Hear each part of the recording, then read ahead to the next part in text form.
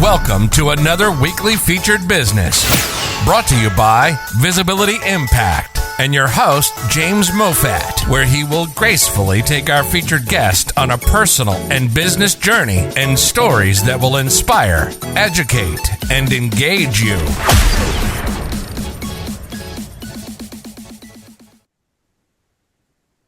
Hello and welcome to another featured business brought to you by Visibility Impact and your host, myself, James Moffat. Today we have our 156th guest. Getting there. I'm trying to get to 200 this year, but it's a bit of a challenge because I keep missing weeks and never actually get around to doing the recordings. But anyway, 156. So Wanda, welcome to the show. Thank you. Thank you for inviting me. A great pleasure. And we met actually through a book club. So I'm writing a book of collective stories from previous guests. So hopefully we'll have that done soon. And you're writing your own book. Indeed, yes. So just before we get started, could you just share a little bit about the book, and then I'm going to take you on a journey from your childhood. Yes. So like yours, it's a collection of stories, and I'm a mindset coach, and I am sharing snippets of conversations that I've had with my clients, and the reader is like the fly on the wall. They're listening into my conversations, which obviously I've chosen topics that are hopefully of interest for future clients, so that if they ever want to know what it's like to be coached and what we talk about, they can have an experience by reading the book before they decide to come along and have me as their coach. Excellent. I love it. So when do you think that's going to be ready? Oh, I only started it last September, and it will probably be another good 6 months, I think, before it's ready. Right. And the snippets that you take from different people that you've coached, they're going to be mentioned in the book, or it's okay? Yeah, they're real people, real stories. Every person that I write about has obviously read it before it goes public. They are happy for their names to be used, and I want to make it as real as possible. So wherever possible, we use the exact words that were used, and the outcomes that they've had are real. You know, it's real life and full of vulnerability and full of adventure, and just they are interesting people, you know. So yeah, I completely resonate with that again, because that's the reason why we do this show, in a way, to 3 fundamental reasons: to inspire the listener, to educate, because some guests tell you something that you really don't know, so it's educational, and most importantly, to bring hope to others, because at the end of the day, we're just ordinary people sharing our stories, and to capture them in a way that you're doing it is wonderful. Wonderful. I've written the book, and it's actually been quite a journey. Yes, wonderful, Wanda. Thank you. Right, so Wanda, right, I know I'm saying Wanda because Wanda is the English version of your name, but you're not actually from the UK. So tell me, where are you living now and where are you originally from? I'm living now south of London in the UK, and I'm originally from the Netherlands. I was born in Utrecht and lived most of my youth in a town called 𝗙𝗙𝗘𝗗, which is a horrible pronunciation for people from abroad. But in our pre-chat, I've actually realized you lived in 𝗙𝗙𝗘𝗗. You're the first person that I've met that lives abroad and has come from the same place. So quite a coincidence. Yes. Well, I always say, and people say, oh, that's coincidence. I mean, I've had lots of guests that there's too many coincidences. And I say, it's not coincidence, it's serendipity. I mean, there's always, I feel there's always a connection with a guest, right? I have no idea who they are most of the time, and it's my first time to get to know them in a discussion like this. I don't say it's kind of an interview, because an interview sounds like too formal. It's just like a friendly chat and see where it goes. Yeah. Obviously, with start, middle, and an end to it. So, but yeah, I moved from London to live in Utrecht, which I never knew where it was, and had a great time there. Later moved to Amsterdam, and then for the last 6 months, I moved back to Nieuwegein, and before I moved on to Switzerland. Right, so I know it well. And it just reminds me, it's kind of the pennies dropped on another guest. I had the CEO of Geneva Airport, and when I was living in Switzerland, he said that when I grew up as a kid, I lived in this little village outside of Bern. You've never heard of it. It's called Mukenbuxi, although I probably pronounced that wrong. And I said, actually, I have heard of it. That's where I live. So that's what I'm saying. Having guests, then there's always something that kind of connects us. And I know we're all connected anyway, but something more magical. Anyway, I wonder, so how do you pronounce your name in Dutch then? So if my mum would call me, she would say Wanda. So it's a much harsher W.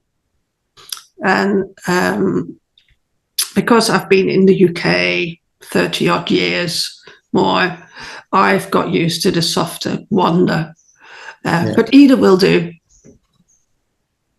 Yeah, and the G, particularly in that part of the Netherlands that you lived, is more of a harder G. Yeah, so my surname is Van Gelderen in Dutch.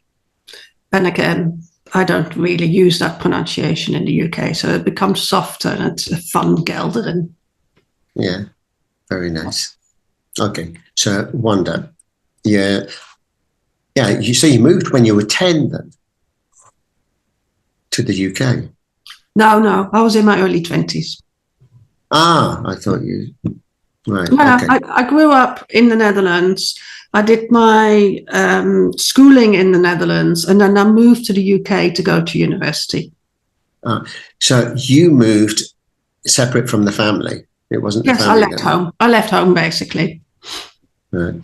Actually, when you say I left home, it sounds like, see you later, I'm off. And yes. Well, as you do, you go into university and you leave to probably live on your own for the first time. Yeah. And go to digs or whatever. And you do kind of leave, don't you? Yeah. Actually, we're jumping forward a bit. So I want to take you back to your childhood. So growing up in the Netherlands, so you're originally from Utrecht then? I mean, that's where you're born. Utrecht, yep. Right. And growing up as a kid, besides the wonderful canal that runs through there, what did you do and enjoy as a kid? So I only lived there for a few years. I actually used to, my earliest memories is when I lived in a little village called 𝗙𝗘𝗧. And 𝗙𝗘𝗧 was like a commuter belt, new development outside of Utrecht. That had a little village called Vreeswijk next to it. And 𝗙𝗘𝗧 and Vreeswijk merged to become Nieuwegein. Because they build up, and basically in the end, two villages became one and it got a new name. But I started, probably my earliest memories, preschool, that sort of thing, that was all in 𝗙𝗘𝗧. When I was in Utrecht, I was so young, I don't remember it, So 𝗙𝗘𝗧 was, they're like small family homes, rows and rows and rows of the same look houses, all with the, small back garden. And then at the back of the garden, there was always a shed, and that's where all the bikes are kept. So most people have a bike in the Netherlands, so there always has to be a place to keep your bikes. And a lot of what we did was walkable or cyclable. We really didn't use the car very much to go anywhere. And that's how I grew up. I walked and cycled everywhere, including school and my friends and, the shops and all that. And that's Dutch life, really. Yeah. I remember when I moved there, people said, you've got to get a bike. Everybody cycles. And they said, crossing the road, but just be careful. It's not so much the cars. That's You've right. got to watch for the bikes first, Yeah. then the cars, then the trams and the buses and everything else. But I mean, most of the cities have cycle paths. So, I mean, it's easier. And the contraptions that people cycle is amazing, particularly Yes. that they can have kind of a family on there with their shopping and stuff. So I remember cycling with a girlfriend on the sitting side saddle, like on the back, right, on the frame. And I'm cycling with a pedal backwards to brake bike. So there's no brakes with your hands. Sorry. And raining, right, which is typical, with an umbrella, holding an umbrella in my hand, and she's got an umbrella and the shopping, right? But this is normal. Yeah, it's a very common sight. Yeah. And I think most kids, if they cycle to school, will have like a plastic suit that they wear over their clothes, plastic pair of trousers and like a rain jacket for cycling, only for cycling. You don't walk around with it. And most kids will have pretty good like fitness because it's windy. So you always cycle against the wind. And yeah, I think it makes them resilient. Yeah. I think I was one of the only people I knew when I moved there that never had a bike stolen. Yes, that's also very common. Yeah. Yeah. I mean, I did have an old bike, so I mean, it wasn't anything fancy, but it did work, and it had those dynamo lights. So you just had to flick it to the wheel. Yeah. You'd have your lights, and I had two big like motorbike locks, and I locked it to things that didn't move, and I never had it stolen. Yeah, yeah. I couldn't always find it though. Right? I mean, if you've been like round at the stations where there's thousands of bikes. Utrecht station is just people make pictures and they can't believe it. That especially nowadays, not when I was there, but nowadays you have these almost like parking garages for your bikes, and it's double and triple layered, and it goes on and on and on. They're huge. Yeah. Yeah. So after you've had a few drinks and you're trying to find your bike, although you shouldn't be riding it with a few drinks, but I mean, nevertheless, you could never find your bike. Yeah. But anyway. That's what I did when I was a kid. I drove my bike everywhere. I spent my Saturdays cleaning my bike, that sort of stuff. Yeah. But mine was more in the city. So you did more outside of the city because there's lots of cycle paths going like into the countryside and all over the place. Yeah. So the youngest memories, I suppose, was cycling to like a horse riding stable. My parents worked on a Saturday and they allowed me to go to a horse riding stable on a Saturday. And that was like my whole day. If I could spend my whole day there, I had a very nice day. That was my dream. And I would take my bike. And it was quite a long way. I mean, for me, I don't know, 10, 12, something like that, maybe a good hour cycle to get there and an hour back, but that was quite normal. And some of it was on cycle path, some of it was on the main road. And then horse riding once you were there. Yeah, and for a kid, that's quite normal. In fact, nowadays, it's quite normal for a kid to ride maybe 45 minutes an hour to school on their bike. Yeah, so you really get saddle sore. Yeah. Horse riding and cycling. Yes. Yeah. Just something that's caught my eye behind you. You've got is that Delft pottery? Yes, it is. Yeah, that's a vase that belonged to my grandmother. Ah. So, yeah. Right. And there's a Delft tile. That's very recent, actually. We did an extension in the house that we live in now. And we decided to make it look like a farmhouse kitchen with one of those mantles over the cooker. Mm-hmm. And in the mantle, there would be a space, and I'd fancied having tiles in there. And my dream would be to have Dutch Delft tiles. in reality, they're so ridiculous expensive. So I bought one and it's there. Wow. And I went to Top Tiles.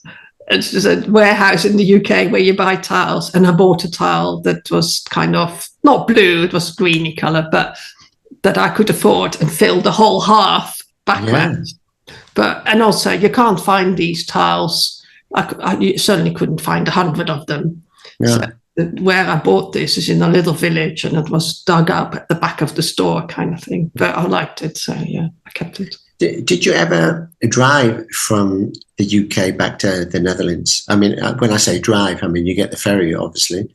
I went to the Hook of Holland and then used to go to Harwich or wherever. Yeah. Do you do that? Yeah, well, depends on how long we want to stay, all that sort of stuff, whether we want to have the car. I probably did a couple of years ago, drove to Hook of Holland,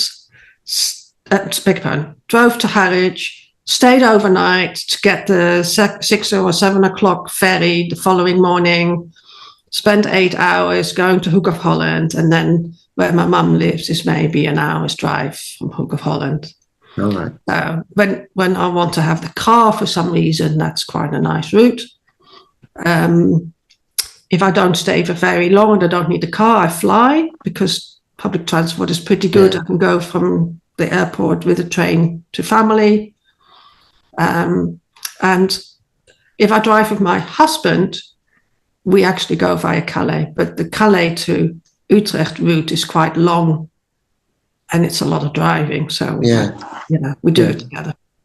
I kind of, when I lived there, I did many different ways, or fly and hire a car, fly and use public transport or whatever. I mean, the train system in the Netherlands is pretty good. Yeah. So fly to Schiphol, yes. Which I didn't realize that Schiphol actually means ship hole. It was a kind of a burial place for the ships that had sunk. Yes. And then they built the airport there. Anyway, digress. So I see also on the wall you've got a fish called Wanda. Yes. I guess you've seen the movie. I have, yes. And I'm married to a film buff. So we have quite some posters around the house with original cinema adverts. This is actually imported from the States, which we framed. And I felt this was the most appropriate one to have behind my desk. The Exorcist and stuff like that are in the gym. I don't think that would give the right, talking point with people. But yeah, we've got quite a few cinema. Yeah, I was just trying to think of when I last heard the name Wanda, and it was only looking at the picture, the poster there, that reminded me of the movie, Fish Called Wanda. Yeah. And I thought, I think that's the only time I've heard the name Wanda. Yeah, and when people don't know how to spell it, I often refer to that, like in a fish called Wanda, in case you've heard. But Wanda is a typical Dutch name. No, it's actually originally from Poland. Oh, right. My great-grandmother was Polish. Right, okay. So even in the Netherlands, it's not that common. No, I can't remember. Yeah. Anyway, there was lots of, typical names when you're in different places. I found that, I can't even remember now, but Willem is a pretty common name, and Gert. Yeah. But then in Switzerland, it was Stefan or what else? Marcus. They were common ones. And now here in Portugal, it's Pedro. Yes. Right. Everyone seems to be called Pedro. Right. Yeah. So, but anyway, and I guess James is more like, as in Bond. Yes. Why not? Yeah, funny that I said that because I went to the dentist here and they said, "What's your name?" And I said, "James." And they said, "Sorry." And I said, "Like in Bond, James Bond Moffat." And so they wrote, which I didn't realize they did, they wrote James Bond Moffat. And when I got the bill, and it made me laugh because I got the bill that said James Bond Moffat on it. And thought I was only joking, but you have to be careful when you joke. Yeah, sometimes, when you have to explain your name, it is quite handy to have a ready explanation. Obviously, I use a fish called one, and yeah, why not James Bond? But yeah, I've never had anybody write fish called on anything. Well, maybe I will do that when I do edit the recording and I post it. I'll put a fish called Wanda. That's fine. Anyway, you have to remind me, or I need a poster. I mean, I can insert maybe that into the video as well. Why not? Anyway, let's carry on. So, growing up as a kid, you liked horse riding, cycling, and yeah. So, educational. Do you have brothers, sisters? Yeah, a sister, younger sister. Right. I guess she's in the Netherlands. She is, yes. All right. Okay. And yeah. So, educational wise, I mean, what did you aspire to do when you were a kid? And what did you do just moving forward with education? Did you go to university and so on? Yeah, so I wasn't a particularly bright kid. So I kind of plodded. I worked and worked and worked and eventually got myself through college. And I was... The first thing I wanted to do, thinking that dealing with horses would be wonderful, I wanted to be a vet, right? Partly because of James Herriot on the television. And also I liked horses. So I thought, wouldn't it be great to work as a vet? No idea what it was, really. It just was a child's notion of it would be nice to do. And then you look into what it takes to become a vet. And then they're like, okay, you need to have all these exams. So in the Netherlands, they do something called the International Baccalaureate, which is like, more subjects rather than in the English system. We did like, I don't know, 7 A levels equivalent, but not all to the level of A level. It's a slightly lower level. And one of those subjects was physics, and you need to have physics to become a vet. It's one of the entrance exams would be you need to have a physics A level. And my grade was too low in physics, so I couldn't apply to be a vet, which is probably a saving grace because I had no idea. I think it's one of the hardest professions you could even want to do. But anyway, so then I thought I'm going to, and I was quite idealistic as well. I'm going to help people with world hunger. I wanted to do some good in the world. And I wanted to help people with food related issues, like the poor can't eat. So if I help them get food, then that will help a lot of people. And I had this idea of making bug-resistant rice, because a lot of the rice that grows in the world gets eaten by the bugs, and then the kids don't have food, kind of thing. So, and I joined a biochemistry course, which is all about improving rice and all that sort of thing. Well, I lasted literally 3 months, realized I had not enough German. A lot of the books were in German, which was just ridiculous because I didn't live in Germany, but the training was in German, and I was not interested in staring down microscopes. I just found it boring. So left that, had 6 months of nothing before the next course would start. I didn't really know what I was going to do next. Went to the UK, did some English, like English as a foreign language, and then decided I wanted to stay in the UK and study psychology. And that's what I did. And, 4 years later, I left with a degree and a year's work experience in the NHS, and decided there was no way I was going to work for the NHS. So I was no way going to work as a psychologist. And then went into my working life, which had nothing to do with any of the previous studies. Okay. Yeah, very interesting. And yeah, my daughter wants to be, she's 8, she wants to be a vet. And I said, why do you want to be a vet? She said she wants to look after animals. She wants to make sure they're better. But now you tell me that all these qualifications that you need, I guess that puts a lot of people off, even though they have a good heart and they mean well. It doesn't necessarily mean that they can actually do the job because of the qualifications. That's right. Which is quite sad, really. Yeah. So, I just remember James Herriot as well. I used to watch these series as well, and then just put those big, huge rubber gloves on that go right up your arm, and you don't want to ask what they're doing with those gloves on. That would put me off being a vet. No, I just thought it was all wonderful. And the English rolling hills, we had no hills. So it was all very idyllic and something that I wanted to experience as well, helping animals, all of that. Yeah. Do you have any animals? Any pets? Now, yes, we have an assistance dog.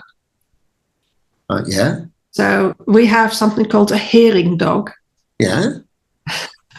So my husband is profoundly deaf. He can hear about 5%. So during the day he wears hearing aids. But during the night, or when he doesn't have his hearing aids in, he can't hear anything. So the dog helps him. Wow. Yes. Wonderful, wonderful. Yeah, I've seen people having dogs for the blind, and I've seen that they can have a regular family can look after the dog up to a certain age, and then it goes on the training. Yeah. And they're specially trained for the blind. But I've not heard of a dog for the hearing. Yes. Yeah. Yeah. So Buzz, our second hearing dog, he was trained for about 18 months before we got him. Uh-huh. And he is socialized by people who are volunteers when he's a puppy. Yeah. He lived near York. Uh-huh. And then he goes into the hearing training center where they do what they call sound work. So they take the puppy through the next stage where they teach the puppy to react to sounds and behave in a certain way and not bark and all of that stuff, because there's no point. And then, 18 months later, they're ready to be placed with the recipient. Sorry, what type of dog is it? It's a cockapoo. Oh, sorry? It's a cockapoo, so Cocker Spaniel Poodle cross. Oh, right.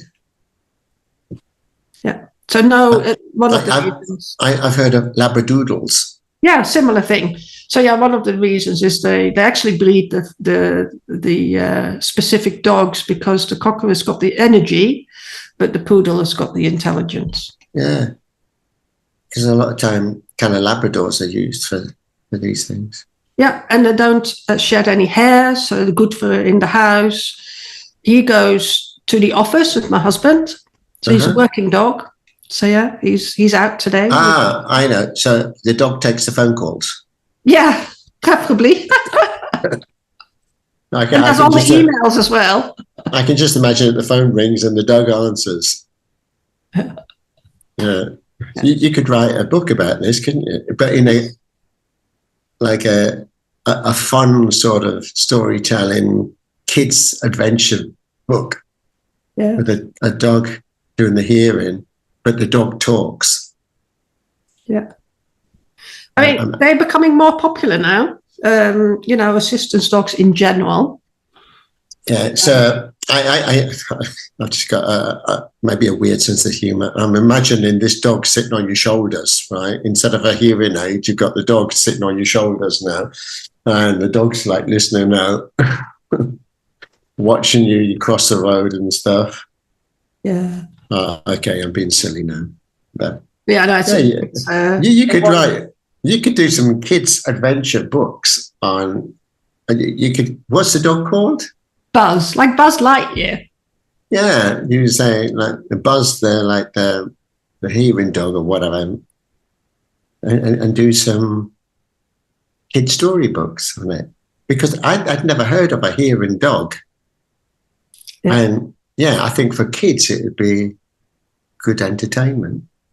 Yes. I know, digressing a bit, I'm doing bedtime story with the kids, and sometimes we read actual books rather than just make them all up, although the making up is more fun. But we're reading Toto, the Ninja Cat.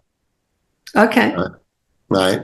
And it's quite interesting, based around London as well, and the UK in general. So that's quite entertaining, because this cat's a ninja cat, so don't mess with it. But she's 95% blind. Oh, interesting.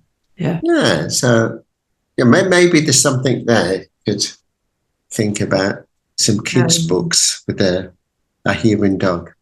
Yeah, it's quite interesting. When you lose one of your senses, the others compensate. Yeah. And yeah. I've lost my sense of taste. You get a tasting dog. Yeah, that'd be good, wouldn't it? They eat all your food. Yeah. What does that taste of?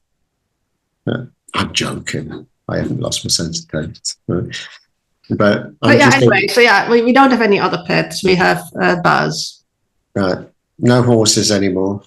I never had a horse. That was always my dream. I always had to ride other people's. But did you do horse riding in the UK? Not really. I had a couple of lessons, but no. That's where I learned, actually. I learned horse riding. Yeah.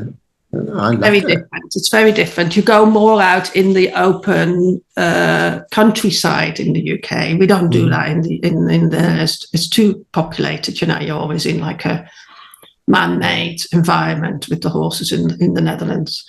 But in the UK, you could easily find a horse riding school takes you out on the lanes. Yeah, I learned down in Sussex, in the South Downs.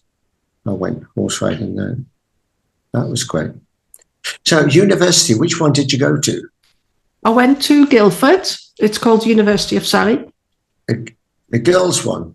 Guildford and Surrey.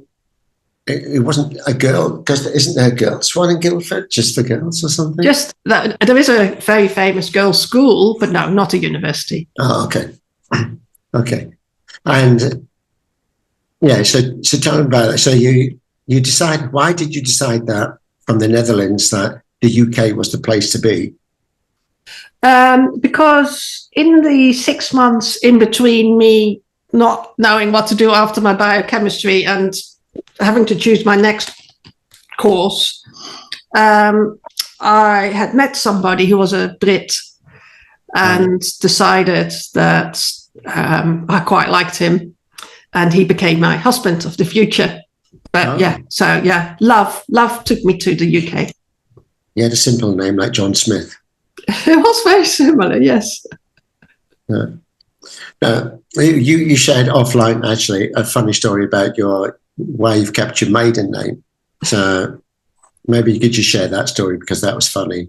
Yes. So I divorced my first husband, then met another Brit. In the meantime, I had worked myself up into the world of IT procurement and contract negotiations, and on a daily basis probably would initial or sign at least one contract, and these initials go at the bottom of a page to make sure that there is a continuation of a document, and you would need to put your initials at the bottom of a page. Well, his surname started with a C. So, and I'd, after my divorce, gone back to my maiden name. So WVG would be my initials. And after meeting my second husband, at the time of our dating, I'd already started thinking about what could I be called if I married him, and I would become a WC. So, I gently had to tell him that was not going to happen, because there's no way I was going to become a WC on all my paperwork. Poor man, nothing to do with his family name or anything. It was just the initials were just, I couldn't do it. What was the surname then? Churchyard.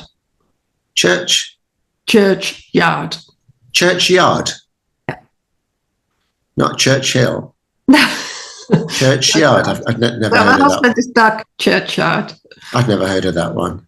Yeah. So, but yeah, I mean, and when people say, hello, Mrs. Churchyard, I don't know, some hotel that you go to or whatever, I'll always answer, but all of my paperwork, all of how I kind of go through life, I've kept my maiden name, which is actually quite modern. A lot of Dutch ladies do that, so it's not unheard of. But yeah, it's better than on the Churchyard. Yeah, it's better than writing WC as well everywhere. Yeah. So now I'm WVG, and it's now also part of my business name because my name is too complicated. So I just call myself WVG. Which is quite nice. A capital W, small V, and a capital G. That's right. Which is a nice logo, I guess. Yeah, that's become my logo, it's become my business name because, the name is just too complicated. So that's, so you have children? Yes, from my first marriage, yes. Okay. So I have a daughter, yeah. And she wants to be a vet? No, she's in marketing. So, she loves animals. She's got a little cockapoo as well, but no, she doesn't want to become a vet. All right, okay. You mentioned marketing. I mean, does she work with you then to help you on marketing? I wish. No, she's off in the big world. Oh, okay. She's not going to, I mean, she does help me, of course, but no, I'm not big enough for her. She works for a very, very big IT company. Oh, okay. All right. Anyway, so let's find out what you're doing now. So you've kind of alluded to it, but so you left the corporate world. So what happened in the corporate world that made you decide that kind of a turning point and you want to do something on your own? Yeah, so after I studied psychology, I didn't want to work in psychology, but I did a lot of statistics in my training. So I ended up in logistics, my first world of, paid work.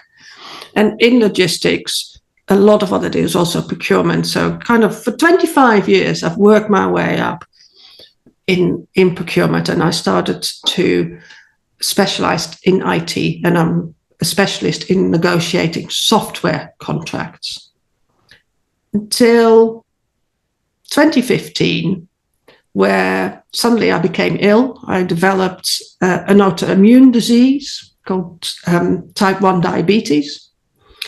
And because I didn't know I had it, I had been walking around with very high blood sugars for months, and that caused me to have a heart attack.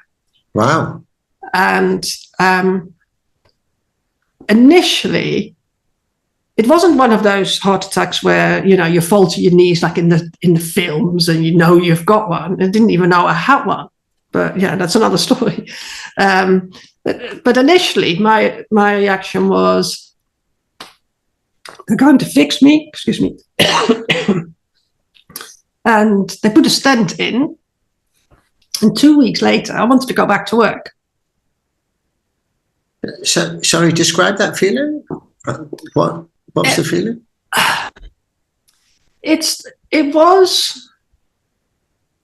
It felt like bad heartburn. Uh-huh. And in fact, that's often what people say, it's like, is it heartburn or is it a heart attack? It's really difficult to work out which one it is. But did you find... Just a tight chest, right? And I'd been to the hospital like 5 times. Yeah. Thinking, there's something wrong. And they couldn't find anything. But you didn't feel any kind of palpitations or anything there that you think, oh, that doesn't feel quite right? It's just a tightening of the chest. It's painful. Yeah.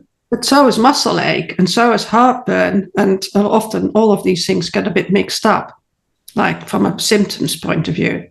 So I would be sent home saying, "You've got muscle ache," you know. Yeah. Or, I don't know. They can't find anything. All right, but you said the diabetes brought that on.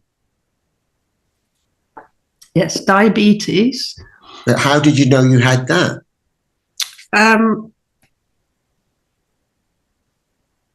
They didn't. Well, they thought it was type 2 initially. I had a tummy ache, and I thought I had a bladder infection. And then they do a urine test, and turns out I had a high amount of sugar in my urine.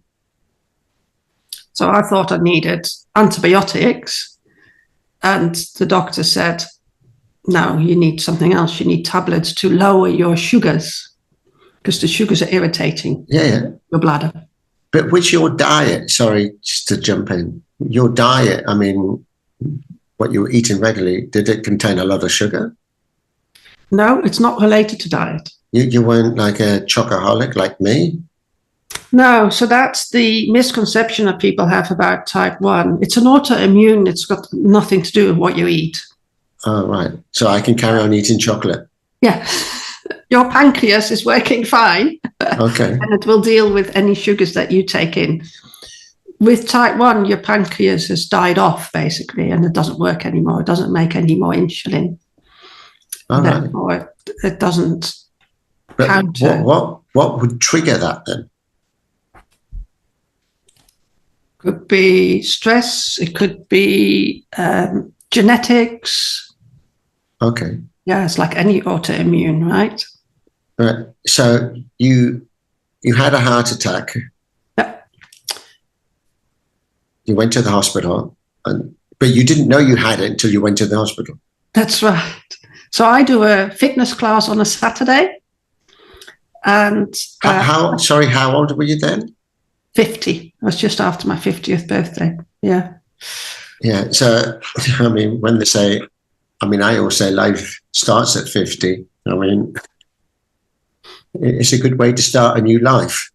That's exactly it. That's exactly eventually how it ended up. Yeah, initially, I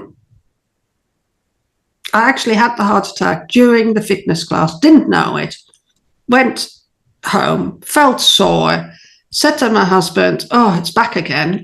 And we kind of had this discussion. Shall we go to the hospital or not? We've already been 5 times. They've sent you home 5 times already. And I'm like, "Oh, don't worry." You know, in fact, we had a party that night. And the fact that you had previously worked for the NHS. Yeah, maybe. That kind of put you off as well. I don't know whether that came out into it, but certainly the whole "I've been sent home so often, what is the point" kind of thing. Had the party in the evening. It was all done like I felt fine again. It was kind of a temporary pain. Disappeared, fine. Then Saturday and Sunday, we just did our normal thing. Monday, I went to work, and my boss says, "How was your weekend?" And I'm like, "I had one of those funny turns again on Saturday." It's just like, "I think you should go back." You know, sounds like it's not normal. Anyway, decided to go back to the GP, and she's like, "Yeah, you should go straight to A&E." Like, why have you messed about for 3 days kind of thing? Anyway, went back to A&E, and then they did a test, and they said, "Yeah, 3 days ago you had a heart attack." Oh, they can tell. They can tell from your blood, yeah. Wow. Yeah. And then they kept me in. They put a little plastic tube in the artery. Basically, your diabetes, your sugars are not processed, so they coat the inside of your arteries, and they clog your arteries. Then the stent is put in, and it unclogs them. Unclogs the blockage that I had. And they said that the diabetes caused that. It is a contributing factor, yes. Right. So now, how's your health now? Fine, absolutely fine, because I've got my diabetes under control. All right, so you have to take insulin or something? Yeah, I take, 5-6 injections a day. Wow. Yeah, every time I eat, an hour before or half an hour before I need to inject. So you're like a pincushion? Yes, I am. Literally. So if you drink some water, it'll come out all the holes. Yeah. Yes. What if you're squeamish and you don't like needles? I mean, well, I am, and that was a big change. I had to get used to it. But where'd you do I it? don't like needles. Where'd you have to inject yourself? So you basically inject yourself where there is a bit of fatty tissue. You can look around your body and like anywhere. It doesn't have to be a certain place. You choose yourself. Personally, I prefer my stomach because it's like least painful or least places where I get bruises. If I do it on my leg, I have massive bruises all over my leg, and I don't like that. So yeah. So 5 times a day. I mean, are you leaving marks then? Yeah. All right. Especially when you're on heart tablets, blood thinners. Yeah, on that as well. Yeah. So the injections leaves mark. Yeah. Wow. That's why I wear anyway, you look a one-piece swimsuit when I go on holiday. Yeah. Yeah, like back to the 60s, like who was it? Who's the famous one in the Bond movies? And I don't know. Yeah, there's nothing wrong with that. Anyway, you look great for 50. Thank you. I'm still in my 50s, just. I feel fine. And to be quite honest, that whole heart attack thing, it didn't happen again because I've now got my sugars under control. We understand how it happened, and now I can, with amazing technology, measure my blood sugars and stay in control, and I shouldn't have any other issues. Okay. But it was a turning point in my life because I think what happens is, well, first of all, I totally ignored it and just went back to work, wanted to continue as I was or return to as I was as soon as possible. But having an any autoimmune, it makes you very tired. Mm-hmm. And routine is king. And I realized the job that I had was not routine enough, and I wanted to do something else. So I then dropped down to 4-day week just to give myself another day of rest. And when I got everything under control, I could do other things on that day, which actually was helping me. And then that's when I decided I would pick up my psychology books again, because, you kind of go back to your youth, I think, when you're getting a bit older, but also when something happens like that, you start to question life. Yeah. No, I completely agree. I think when you get to the age of 50, it's kind of a psychological barrier. And you've got to 50, and then you can either think a glass half full or empty and be negative or positive and think, well, it's all downhill from here. Mm. Or you can think, right, kind of a reset, right? Absolutely. Time to start again, right? I want the next 50 to be better. Yep. But I need to change maybe some habits or whatever that I'm doing. And as you said, I refocus on what it is that really brings you the true purpose and something more meaningful. Yeah, and then you realize that maybe you should have done that before, but you haven't, and now is the time to do it. I should have worked in psychology. Yeah. I know that was my dream. Yeah, but I don't think there was a right or a wrong time. It was just maybe it wasn't your time then. You had to have experienced this to realize it is now my time. Yeah. I mean, I had a wonderful career. It's just that if, at the time you think, if I don't have long, which I could have had another one, if I don't have long, have I lived? Have I done everything I want to do?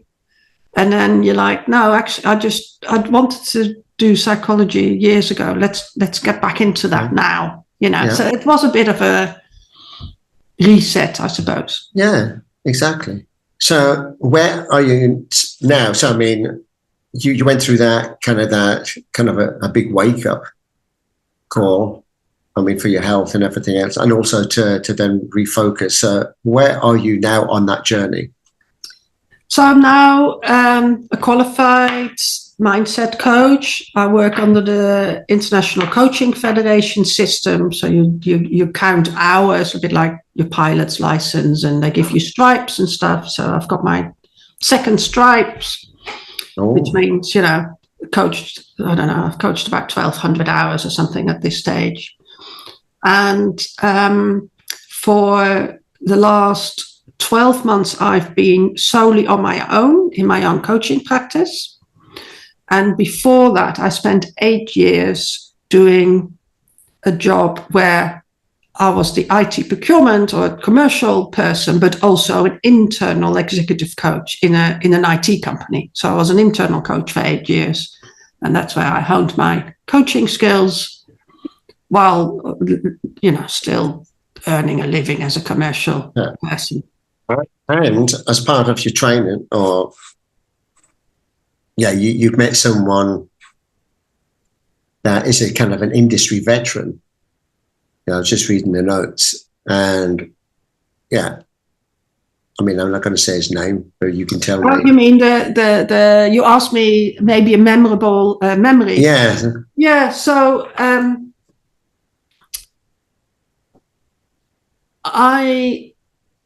before I became a coach, actually, I was for about a year. I worked with a group of people that were very much into Tony Robbins, and I'd never heard of the guy.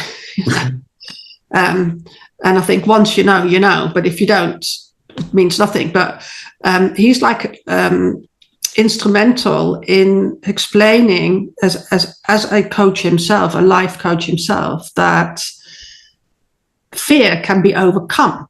Mm-hmm. And whenever you have a fearful moment, that one way of addressing that is to create a fearful moment, face that, and then you can face the next. So what he does, he creates this training course whereby he does a fire walk. Well, this was in the time when he still did it, just before COVID. And what he does is he takes you through a 3-day training program. And in the first 2 or 3 hours, he does the fire walk. He doesn't do it at the end. He does it at the beginning. And then the next days, he'd be like, well, you've done the difficult thing, i.e. the fire walk. Now we're going to look at how you can change your life, which is, a program that he takes you through. Yeah. But so this is sorry. Yeah, sorry to interrupt. This is online or in person? This was in person when he still did it in person. He doesn't do it anymore. All right. He does it online. Yeah. But when you say the fire walk, so what exactly is that then? So this was done in London at the NEC, a big conference centre, and they'd taken over the car park. There were 10,000 people there, and they had put hot coals in the car park spaces, and probably about 20 rows of hot coals. And you're told to take your shoes off, your socks off, and you walk from the conference centre to the car park on your bare feet. And you get taught a mechanism that allows you to step into your power, as they call it. So that gives you the courage to go and do this walk. And you go one after one over the hot coals. And at the end of the hot coals, there's a bloke with a big fire hose to get any little, bits of. So you're walking over hot coals? Yeah, they take them off your feet with the big fire hose. And then you walk to the hall back and take your seat. It is just insane. But it doesn't burn your feet? No, I mean, it's hot, but it doesn't burn your feet. Yeah, I've had that in Brazil, actually. The sand on the beach has been so hot, right? I've got out from my shaded area to think, I'm going to go for a swim now. And I've started walking down the sand. I thought, oh no, I've got to the point of no return. And the sand is so hot. Can I make it back to the shaded area, or do I have to run as fast as I can to get to the sea? And that's like the hot coals, because that's exactly it. I burnt my feet. And the relief of standing in the water. Yeah. Right? But now I think, how do I get back? Yeah. I have to get someone to throw my flip-flops to me. Yeah. It's a similar thing. Yeah. It is. You feel it, it's hot, and the water is very forceful, so it pulls you down very quickly. And it's literally, it won't be as far as the story of your beach. It's literally like 10 steps, if that, maybe 8 steps. So this was part of addressing fear and accepting fear and getting over fear. And if you want to do something that is scary, no, I'm not doing a bungee jump. It basically teaches you to control your fears, and to show you that you can do that, i.e. the firewalk. You've already done it, kind of thing. There's no mental preparation that takes ages. It's very quick. Yeah. And then after that. How long, what distance were the poles you had to walk on? Well, like I said, about 8 steps. All right. So what if he said, right, we're taking you on top of a building and you're going to bungee jump off it or something? Could you do that? I think, I mean, they are obviously going to do it in such a way that they can get 10,000 people through the program. So it has to be something quick. And they also prepare you mentally of how to give yourself the feeling that you can do it. Yeah. So, So it's all, like we mentioned before, it's all mindset, really. Exactly. And that's where I basically... So you're more... The mind is very powerful. So you're more kind of a mindset coach. Yeah. Yeah. It's always kind of hard to find the right words for something, because when people say a life coach, it's kind of too generalized. And also when you say coach, is it really a coach these days, or is it something more personal? Because that's too general as well. So do you have a name for the business? So the business is WVG Coaching Limited. And I combine my days in the commercial world, the knowledge that I've gained of how to negotiate a contract, with my coaching style. So we basically focus on renewal. So like renewal of a contract, you plan for it, you negotiate it. The outcome is a better one than what you had before. Okay.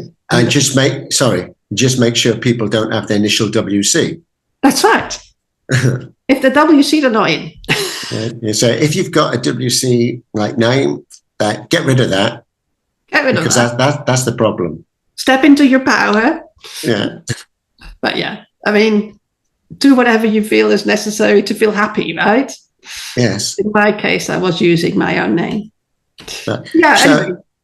And then we look at your life as if it's a renewal process. Yes. So you said you've been doing this, was it 8 years or something now? Yeah. So now I'm coming up to my 10th year of coaching. And as I said, the last year I've been on my own. I've left the IT company and I'm now not doing the commercial work anymore and focus on my coaching.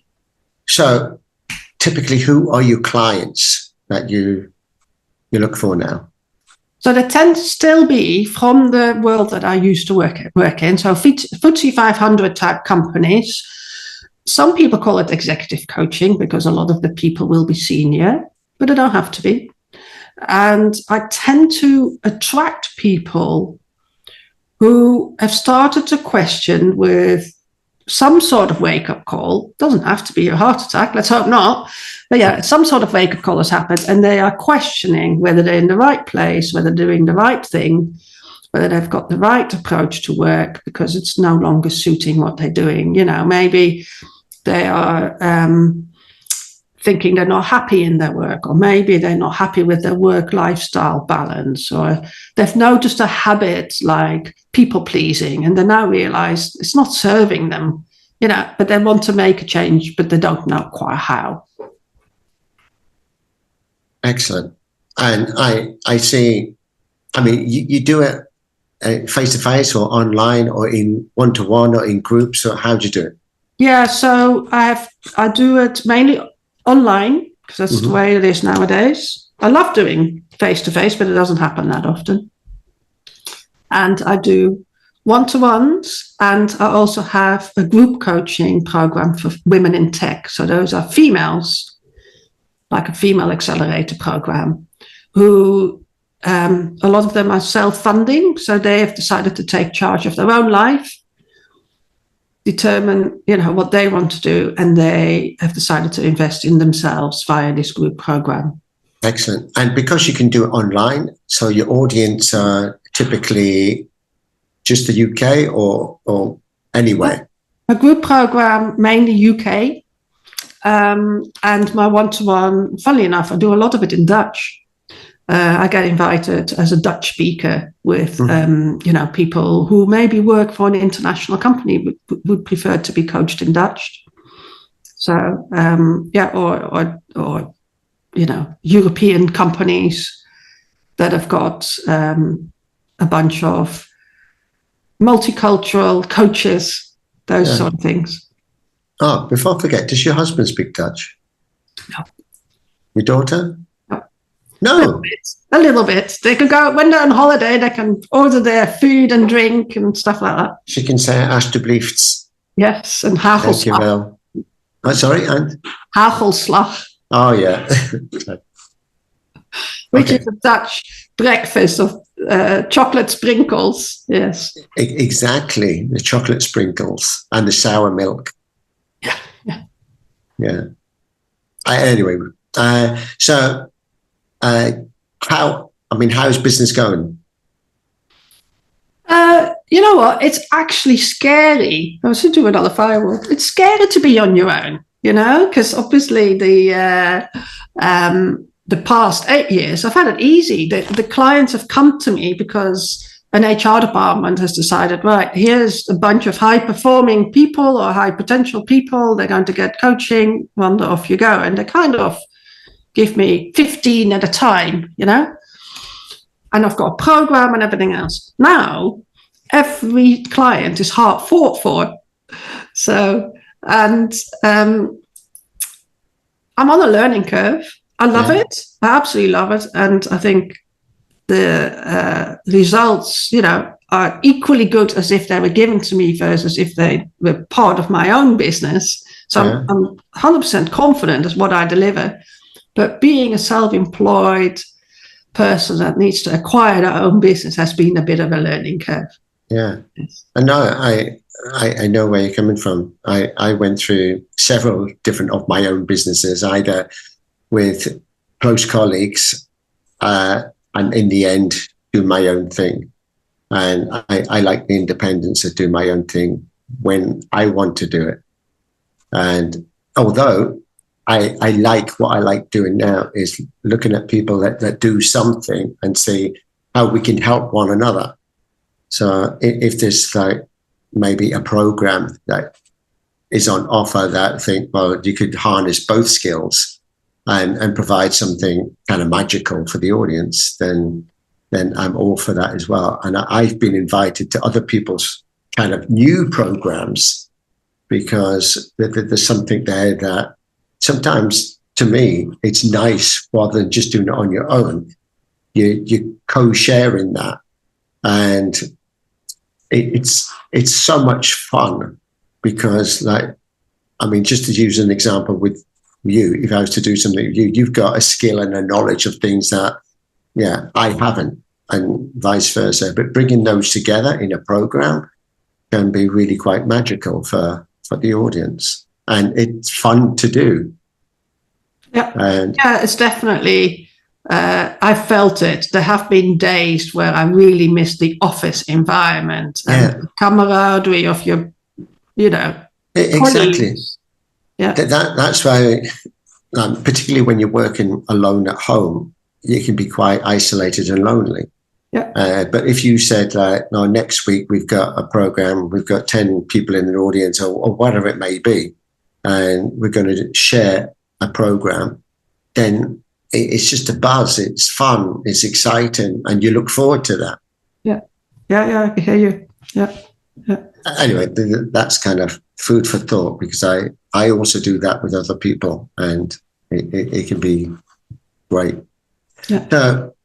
So how do people find out about you? I mean, where do they go, and what's the best way to connect?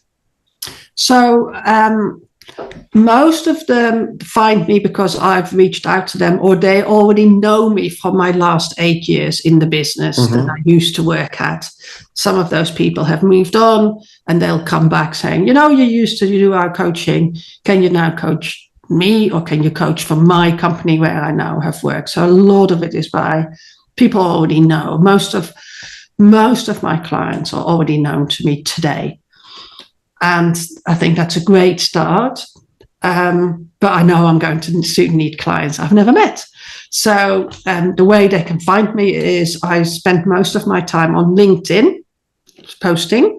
And my website is wvgcoaching.com. And there's a sign up for the coaching and the group coaching program. And of course, I'm hoping through my book as well. So when that is out, that will be another way of me approaching people with to help read maybe a chapter before it's published. So again, creating a bit of buzz. And when it's out, that will be another thing that will be like an attraction that I can use to allow people to come to me. Which is probably going to be another website thing, right? Because it will be self-published, so it's not going to be in the bookshops as such. Yeah, but it's actually, as I mentioned earlier, we're both in the same publishing mastery group. Yeah. Although doing different projects and stuff, but there's some great people, great authors there. I mean, some have written several books, some are first timers. And we're all at different levels, different stages in the books. Yep. But there's a great audience there also for people to give feedback and follow or even join programs. Yeah, I mean, I've learned so much. I've never written a book. I wasn't particularly skilled in storytelling. It wasn't a skill I needed in the past. Now I've got it a bit more. And I've learned all of that by learning from fellow authors, by listening to their readouts and commenting, and then saying, "Oh yeah, dialogue." I've basically started the first draft as a bit of a textbook. It was boring. Now it's pure dialogue, and it's so much more interesting. But to write dialogue is a skill. Yeah, absolutely. I mean, I did business coaching and stuff, helping kind of mentorship for entrepreneurs and startups and so on. But it's like pitching. I mean, there's a start, middle, and an end. There's a problem, solution, results. There's this kind of how do I start? What's the substance in the middle to keep people engaged? And how do I end? What's my desired outcome or my call to action? Or what do I want to achieve from doing it? And the book is kind of in segments like that. How do you engage people to come in the first place? What's the hook? Yeah. Well, how do I keep them on that journey? And then how do I conclude and kind of wrap it up? Yeah. You learn a lot from doing this, and from others that when you read their kind of manuscripts and stuff, and you see how they've started. How do you start a story? How do you start anything? Yes. I mean, I followed some great people, and they said the typical way that people start, like a story, a pitch, a sales presentation, is with their name. Well, everybody knows their name because they've come to the program because of the person, and they already know that this is James Moffat. So start with something to capture their attention right at the beginning. Yeah, so most of my chapters are starting me sitting opposite somebody and me describing that person, or describing the room or the table in front of me. The environment often is the start. I'm sitting at a cafe. I've got a cup of coffee in front of me. It's gone cold because I've been so engrossed in listening to Mary opposite me. That might be the first sentence of a chapter. Yeah, exactly. And that's captured your imagination, because I'm now picturing a cafe. I'm picturing kind of daydreaming in that cafe, and the time has wandered. And then you've hooked them at the beginning, rather than, hello, I'm James Moffat. I live in London and I come from here and I'm this and I think, well, they're falling asleep. Yeah. So my previous version might have been, when you coach, you ask open-ended questions and you have to allow the person to answer in their own time. It's more like a textbook. I don't do that. All of that is gone. It's in the bin. And I've restarted with, okay, show me your coaching discussion. What is said? What is being discussed? How do you behave? What are you thinking as a coach when you're listening? Or how do you know what next question to ask, and all of that stuff. And if you do that in a dialogue, it's people can see it, basically. Yeah. But I've had to rewrite every chapter. Yeah. No, it's great. I'm looking forward to that. are you posting into the group like chapters or bits so people can? Yes. All right. Okay. Follow me, and you'll see text that I will have offered for editing, ready for editing, and then Pauline does a wonderful job. And then I hate the editing bit. I really loathe that. I thought you could just write and that's it. I'm on my 17th version, and I've still got more editing to do, and I just want to get that bit done. I want to launch our book as soon as possible because I'm kind of getting frustrated now.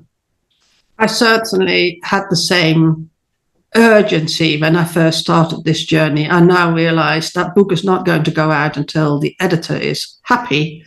And I need to make sure it's in the right place. And there's a lot of work to be done. So I've adjusted my expectations, and the end result is better as a result. But in the beginning, I was like, is this really necessary? Do we really spend 17 versions? Mine is not a lot compared to some of the others. I mean, we have around 8 or so in our book, and some of them are like 20, 30 editions. And I think, wow. Yeah. I mean, if you've never written a book, then it's a massive learning curve. Yeah. I actually wanted to, I mentioned it in Publishing Mastery. I mentioned, how not to write a book. I want to write a book on how not to write a book because of all the things and the negative thoughts about it and the challenges that you face and everything. These are all the things that kind of you didn't expect. So I wanted to capture that because these are the bits that are the hard bits. If you can overcome those, the rest is easy. Yeah. So anyway, Wanda, I wonder